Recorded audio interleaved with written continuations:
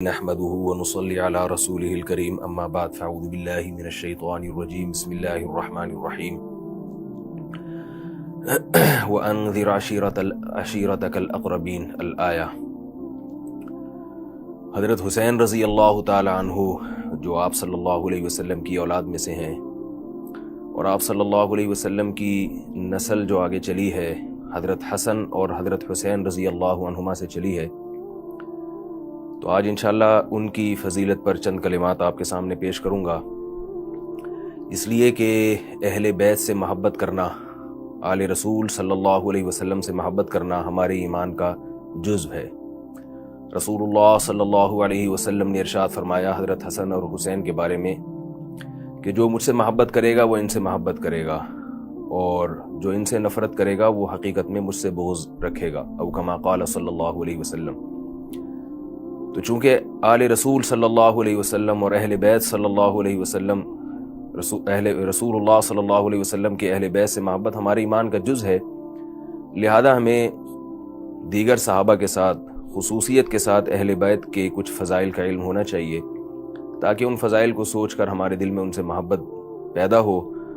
اور کسی درجے میں ہمارے ایمان کی تکمیل ہو سکے۔ نبی صلی اللہ علیہ وسلم کو اللہ تعالیٰ نے براہ راست نرینہ اولاد نہیں دی۔ مشرکین آپ صلی اللہ علیہ وسلم کو یہ طعنہ دیا کرتے تھے کہ آپ معاذ اللہ ابتر ہیں۔ ابتر عربی میں کہتے ہیں جس کا کوئی پیچھے ذکر کرنے والا نہ ہو، جس کا کوئی تذکرہ کرنے والا نہ ہو۔ بے اولاد شخص کو ابتر کہا جاتا تھا، اور عرب یہ کہتے تھے کہ یہ ایک نحوست ہے کہ جب انسان دنیا سے جائے گا اس کے پیچھے اولاد نہیں ہے تو اس کا نام لینے والا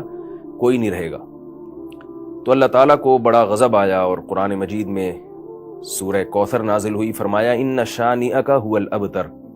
اے محمد صلی اللہ علیہ وسلم آپ ابتر نہیں ہیں،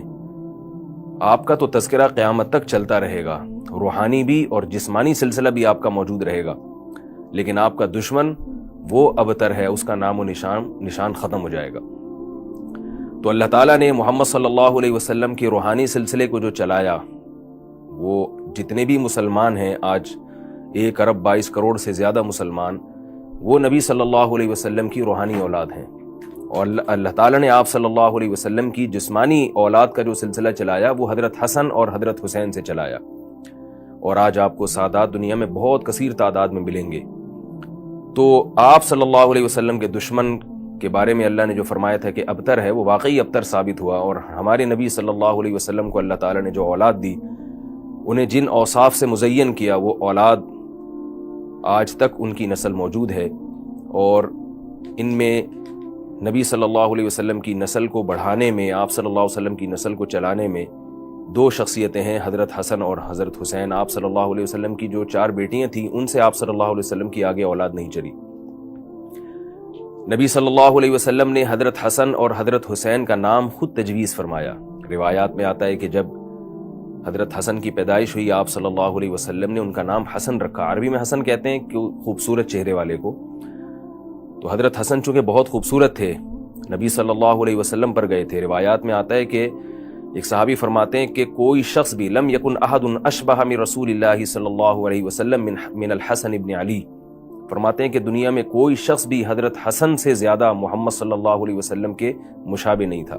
اور آپ صلی اللہ علیہ وسلم کے بارے میں پوری امت کا اجماع ہے کہ آپ صلی اللہ علیہ وسلم سے زیادہ اللہ نے جمیل کسی کو پیدا نہیں کیا، حسن و جمال والا اللہ نے کسی کو بنایا نہیں۔ تو اس سے معلوم ہوتا ہے کہ حضرت حسن اور حضرت حسین جو نبی کے سب سے زیادہ مشابہ تھے، ان کو بھی اللہ نے کیسا جمال عطا کیا ہوگا۔ تو اسی مناسبت سے ان کا نام حسن، یہ حسین جیسے اردو میں ایک لفظ استعمال ہوتا ہے نا، حسین خوبصورت چہرے والا، تو حسن سے ہی نکلا ہے یہ لفظ۔ روایات میں آتا ہے کہ جب حضرت فاطمہ رضی اللہ تعالی عنہا کے ہاں دوسرے بیٹے کی ولادت ہوئی، آپ صلی اللہ علیہ وسلم دیکھنے کے لیے گئے، تو آپ نے فرمایا کہ ھذا احسن من ھذا، یہ تو اپنے بھائی حسن سے بھی زیادہ حسین ہے، اس لیے آپ صلی اللہ علیہ وسلم نے ان کا نام حسین رکھا۔ حسین عربی میں حسن کی تصغیر ہے، یعنی جو معنی حسن کا ہے وہی حسین کا بھی ہے، فرق صرف اتنا ہے کہ تصغیر کہتے ہیں دوسرے کے مقابلے میں چھوٹا، تو یہ عمر میں چونکہ چھوٹے تھے تو آپ صلی اللہ علیہ وسلم نے ان کی عمر کی رعایت کرتے ہوئے اور ان کی خوبصورتی دونوں کی رعایت کرتے ہوئے ان کا نام حسین تجویز کیا۔ نبی صلی اللہ علیہ وسلم اپنے ان دونوں نواسوں سے کس قدر محبت کیا کرتے تھے، اس کا روایات میں بہت کثرت سے ذکر ملتا ہے، اور بڑی عجیب عجیب روایات ہیں جس سے پتہ چلتا ہے کہ آپ صلی اللہ علیہ وسلم ان سے بے پناہ محبت کیا کرتے تھے، اتنی جتنی عام طور پر لوگ اپنی اولاد سے نہیں کرتے، اس سے بھی زیادہ کیا کرتے تھے۔ نبی صلی اللہ علیہ وسلم ایک مرتبہ خطبہ دے رہے ہیں جمعے کی نماز میں۔ اب آپ سوچئے خطبے میں امام کا کیا وقار ہوتا ہے، اور امام بھی سید الانبیاء ہو، اور ان کے سامنے بیٹھے ہوئے لوگ ابو بکر، عمر، عثمان، علی رضی اللہ عنہم جیسے صحابہ ہوں، تو کیسا امام پر ایک وقار ہوتا ہے، اور وہ پوری توجہ خطبے کی طرف دیتا ہے۔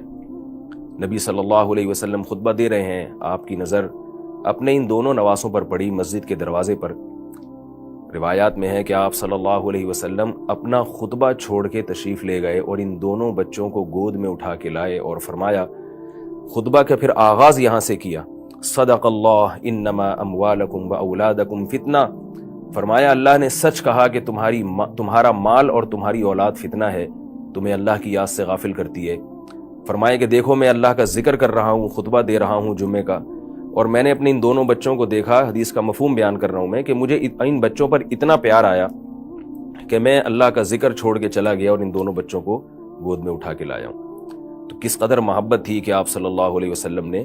ان دونوں بچوں کو کی طرف لپکے ہیں اور اپنے جمعے کے خطبے کو موقوف کر دیا۔ ایک اور حدیث میں ہے کہ آپ صلی اللہ علیہ وسلم نے ایک مرتبہ حضرت حسن اور حضرت حسین کو گود میں اٹھایا، ان کا بوسہ لیا اور فرمایا کہ تم اولاد انسان کو علم سے بھی محروم کر دیتی ہو، اور انسان کو جہاد سے بھی دور کر دیتی ہو، اور انسان کو سخاوت سے بھی محروم کر دیتی ہو۔ جب انسان کی اولاد ہوتی ہے تو اس کا ہاتھ ایسے کشادہ نہیں ہوتا جیسے پہلے غیروں پہ خرچ کیا کرتا تھا، وہ اپنی اولاد کی فکر میں لگ جاتا ہے، اللہ کی راہ میں جہاد کرتے ہوئے ڈرتا ہے کہ کہیں شہید ہو گیا تو میرے بچوں کا کیا ہوگا، اور علم کے لیے اپنے آپ کو فارغ نہیں کرتا بلکہ پیسہ کمانے میں لگ جاتا ہے، اس لیے کہ بھئی میں اگر علم حاصل کروں گا اور میں نے پیسہ نہ کمائے تو میری اولاد کو کہیں نقصان نہ ہو مستقبل میں۔ تو آپ صلی اللہ علیہ وسلم نے اپنے ان بچوں کو گود میں اٹھا کے فرمایا کہ تم اولاد میں یہ تینوں عیب ہیں، لیکن اس کے باوجود فرمایا وَإِنَّكُمْ لَمِن رَيْحَانِ اللَّهِ، لیکن اللہ کی قسم تم اللہ کی خوشبوؤں میں سے خوشبو ہو۔ یعنی یہ بھی بتا رہے ہیں کہ یہ اولاد یہ بھی کرتی ہے، یہ بھی کرتی ہے، لیکن اس کے باوجود کس قدر محبت کا اظہار کر رہے ہیں کہ یہ سب چیزیں اپنی جگہ، لیکن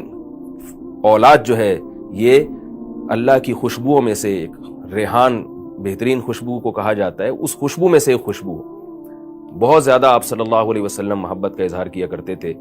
بعض روایات میں آتا ہے، صحابی کہتے ہیں ہم جب نبی صلی اللہ علیہ وسلم کے گھر تشریف لے جاتے تو بسا اوقات دیکھتے کہ حضرت حسن اور حضرت حسین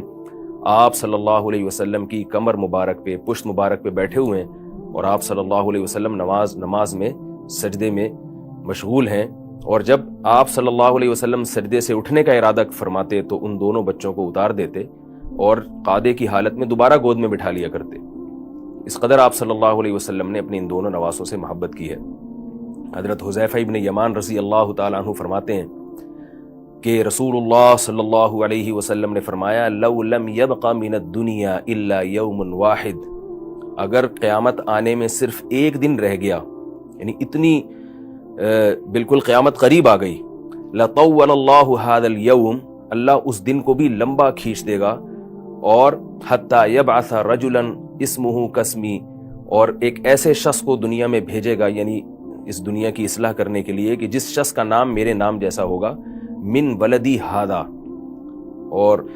وہ میری اولاد میں سے ہوگا، من ولدی وہ میری اولاد میں سے ہوگا۔ تو حضرت حذیفہ ابن یمان فرماتے ہیں میں نے عرض کیا یا رسول اللہ، یہ شخص جس کی آپ امت کو بشارت دے رہے ہیں، جس کے بارے میں آپ فرما رہے ہیں کہ وہ میری اولاد میں سے ہوگا اور اللہ اسے ضرور دنیا میں بھیجیں گے چاہے قیامت میں ایک دن ہی کیوں نہ رہ جائے، تو یہ شخص کون ہوگا؟ آپ صلی اللہ علیہ وسلم نے حضرت حسین پر ہاتھ مارتے ہوئے فرمایا کہ یہ من ولدی ہادا، وہ شخص میری اس اولاد میں سے ہوگا، اس بیٹے کی نسل میں سے پیدا ہوگا، اور وہ شخص سے مراد ہے حضرت مہدی علیہ الصلاۃ والسلام، جو اس امت کی اصلاح کے لیے آئیں گے۔ حضرت عیسیٰ علیہ الصلاۃ والسلام کے دور میں حضرت عیسیٰ علیہ السلام حضرت مہدی کے بعد آئیں گے، حضرت مہدی پہلے آئیں گے حضرت عیسیٰ سے، تو امام مہدی کے بارے میں بھی اس امت کا اجماع ہے کہ وہ حضرت حسین ابن علی رضی اللہ تعالیٰ عنہ کی اولاد میں سے ہوں گے۔ اللہ نے یہ فضیلت بھی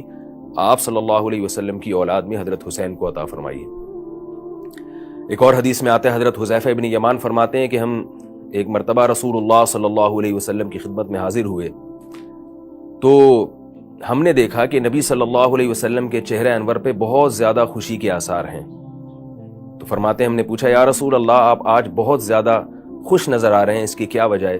تو آپ صلی اللہ علیہ وسلم نے ارشاد فرمایا کیف لا اسر وقد اتانی جبرائیل بشرنی ان الحسن والحسین سیدا شباب اہل الجنہ. فرمایا میں بھلا خوش کیوں نہ ہوں, میرے پاس جبریل امین آئے ہیں اور مجھے خوشخبری دے کر گئے ہیں کہ آپ کی اولادوں میں حضرت حسن اور حضرت حسین جنت کے جوانوں کے سردار ہوں گے. یہ تو نبی صلی اللہ علیہ وسلم کا اپنی ان اولادوں سے محبت کا کچھ معاملہ تھا جس کا میں نے تذکرہ کیا. صحابہ کرام بھی حضرت حسن اور حضرت حسین کے ساتھ بہت زیادہ محبت کا اظہار فرمایا کرتے تھے. خلیفہ راشد حضرت ابو بکر صدیق رضی اللہ تعالیٰ عنہ کے بارے میں روایات میں ہے کہ جب بھی گلی میں گزرتے اور حضرت حسین کو کہیں دیکھتے تو اٹھا کے گود میں اٹھا کے ان کو پیار کرتے. ایک مرتبہ حضرت ابو بکر صدیق رضی اللہ تعالیٰ عنہ نے حضرت حسین کو گود میں اٹھا کے پیار کیا اور فرمایا اور آنکھوں سے آنسو جاری ہیں, اور اس حدیث کے راوی بھی حضرت علی رضی اللہ تعالیٰ عنہ ہیں. فرماتے ہیں کہ ابو بکر کی آنکھوں سے آنسو جاری تھے اور حضرت ابو بکر فرما رہے تھے والذی نفسی بیدی لقرابۃ رسول اللہ صلی اللہ علیہ وسلم احب الی ان اصل من قرابتی. اس ذات کی قسم جس کے ہاتھ میں میری جان ہے, مجھے محمد صلی اللہ علیہ وسلم کے خونی رشتوں کی قدر اللہ کی قسم اپنے رشتوں سے زیادہ محبوب ہے. یہ حضرت ابو بکر کا حضرت حسین کے ساتھ معاملہ تھا. اور اس کے علاوہ بھی حضرت ابو بکر رضی اللہ تعالی عنہ نبی صلی اللہ علیہ وسلم کے اہل و عیال اور آپ کی آل کے بارے میں لوگوں کو بہت تاکید فرمایا کرتے تھے. ایک روایت میں ہے کہ آپ نے حضرت ابو بکر نے لوگوں سے خطاب کیا اور فرمایا یا ایھا الناس ارقبوا آل محمد صلی اللہ علیہ وسلم, اے لوگوں محمد صلی اللہ علیہ وسلم کے رشتوں کا خیال رکھو, یعنی آپ کے جو خونی رشتے ہیں, آپ کی اولاد, آپ کی بیٹیاں, ان کے بارے میں اللہ سے ڈرو. ایک اور روایت میں آتا ہے کہ حضرت ابو بکر رضی اللہ تعالیٰ عنہ ایک مرتبہ مدینہ کی گلیوں سے گزر رہے تھے تو آپ نے حضرت حسین کو بچوں میں کھیلتے ہوئے دیکھا تو ان کے قریب آئے اور ان کو گود میں اٹھا کے فرمایا بی ابی شبیہ من نبی صلی اللہ علیہ وسلم لا بعلی. حضرت علی قریب میں موجود تھے تو حضرت حسین کو حضرت ابو بکر نے گود میں اٹھا کے فرمایا کہ میرے ماں باپ تم پہ قربان جائیں, اللہ کی قسم یہ محمد صلی اللہ علیہ وسلم کے زیادہ مشابہ ہیں, علی کے مشابہ نہیں ہیں. یعنی حضرت علی کے مشابہت ان میں کم ہے اور شکل و صورت میں محمد صلی اللہ علیہ وسلم کے یہ زیادہ مشابہ ہیں. اور روایات میں آتا ہے وعلی یضحک, حضرت علی ابو بکر کی یہ بات سن کے ہنس رہے تھے. حضرت ابو بکر رضی اللہ تعالیٰ عنہ کے بعد حضرت عمر رضی اللہ تعالیٰ عنہ کا دور خلافت آتا ہے. حضرت عمر نے بھی حضرت حسین رضی اللہ تعالیٰ عنہ اور حضرت حسن سے بہت زیادہ محبت کا اظہار کیا اور ان کا خاص خیال کیا کرتے تھے. ایک روایات میں ہے کہ جب یمن سے کچھ جوڑے آئے ہیں مال غنیمت کے طور پہ, حضرت عمر رضی اللہ تعالیٰ عنہ نے ان جوڑوں کو تقسیم کیا, لباس کو تقسیم کیا. تو مدینہ میں بہت سارے صحابہ بہت اچھا, یمن کے جو جوڑے ہوا کرتے تھے بہت خوبصورت ہوا کرتے تھے, تو دیکھا کہ لوگ وہ پہن کے گھوم رہے ہیں تو آپ کی نظر حضرت حسن حسین پر پڑی. یہ دونوں بچے تھے تو دیکھا کہ یہ سادہ کپڑوں میں گھوم رہے ہیں تو حضرت عمر کو بہت فکر ہوئی. حضرت عمر نے یمن کی طرف ایک قاصد کو بھیجا اور کہا کہ اس کے گورنر سے کہو کہ حسن اور حسین کے لیے بھی ایسے ہی جوڑے بھیجے جیسے دوسرے لوگوں کے لیے بھیجیں. تو جب بھیجے گئے وہ جوڑے اور حضرت عمر نے دیکھا کہ حضرت حسن اور حسین وہ جوڑے پہن کے گھوم رہے ہیں تو آپ نے فرمایا کہ اب میرا دل مطمئن ہوا ہے. ایک اور روایت میں آتا ہے کہ مشہور واقعہ ہے, حضرت عمر رضی اللہ تعالیٰ عنہ نے ایک مرتبہ جب بیت المال سے وظائف جاری فرمائے تو اپنے بیٹے عبداللہ ابن عمر رضی اللہ تعالیٰ عنہ کا حصہ اس میں کم رکھا اور حضرت حسن اور حضرت حسین کا حصہ زیادہ رکھا. یہ واقعہ بڑا دلچسپ ہے. تو عبداللہ ابن عمر رضی اللہ تعالیٰ عنہ جو حضرت عمر کے بیٹے تھے, انہوں نے اپنے والد پر یہ اعتراض کیا کہ اے میرے والد محترم, میں نبی صلی اللہ علیہ وسلم کے ساتھ بہت ساری جنگوں میں شریک رہا ہوں. حضرت حسن اور حسین تو اس وقت بہت چھوٹے تھے,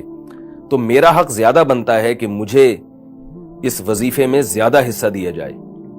حضرت عمر نے جو جواب دیا وہ بڑا ہی دلچسپ. فرمایا اے میرے بیٹے, اے ابن عمر,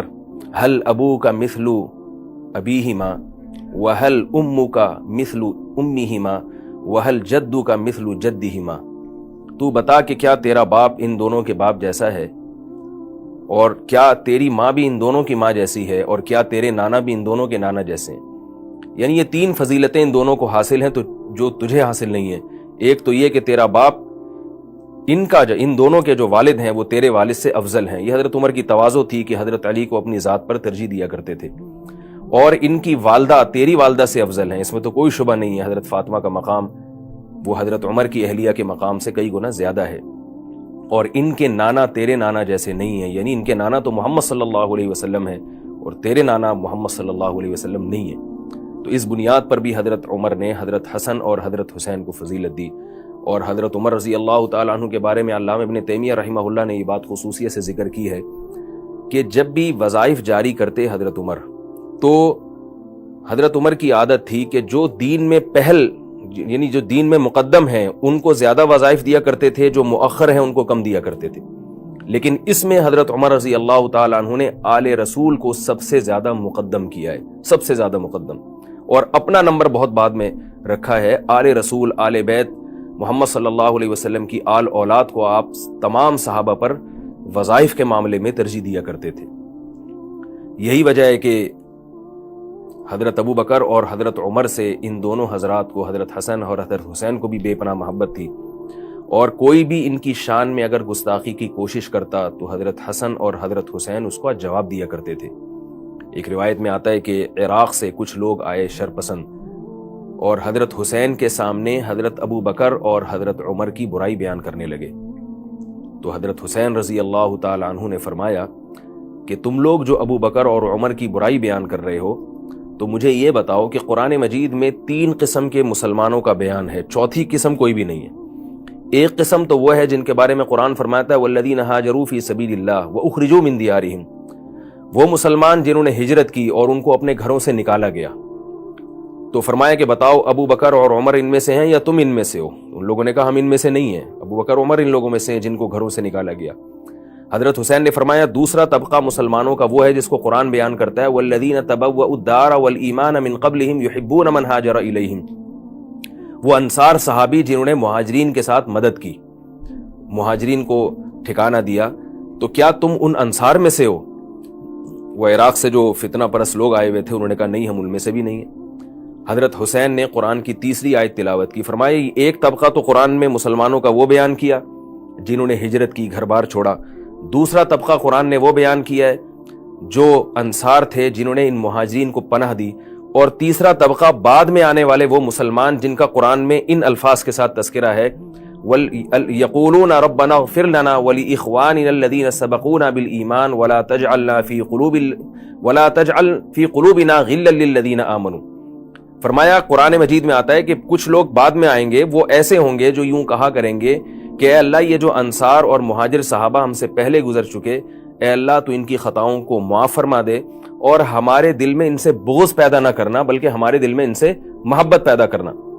تو یہ وہ تیسرا طبقہ ہے جو انصار میں سے بھی نہیں ہے، مہاجرین میں سے بھی نہیں ہے، لیکن انصار اور مہاجرین سے محبت کرنے والا ہے۔ تو حضرت حسین نے فرمایا کہ تم اس قسم میں سے بھی نہیں ہو، کیونکہ اگر تمہیں محبت ہوتی تو ابو بکر اور عمر کی تم برائی بیان نہ کرتے۔ تو اس طرح دلائل کی دنیا میں حضرت حسین نے حضرت ابو بکر اور حضرت عمر کا دفاع کیا ہے۔ اور یہ بات بھی ایک تاریخی حقیقت ہے کہ حضرت عمر رضی اللہ تعالی عنہ صرف آل رسول سے قرابت داری مضبوط کرنے کے لیے حضرت علی کو پیغام نکاح بھیجتے ہیں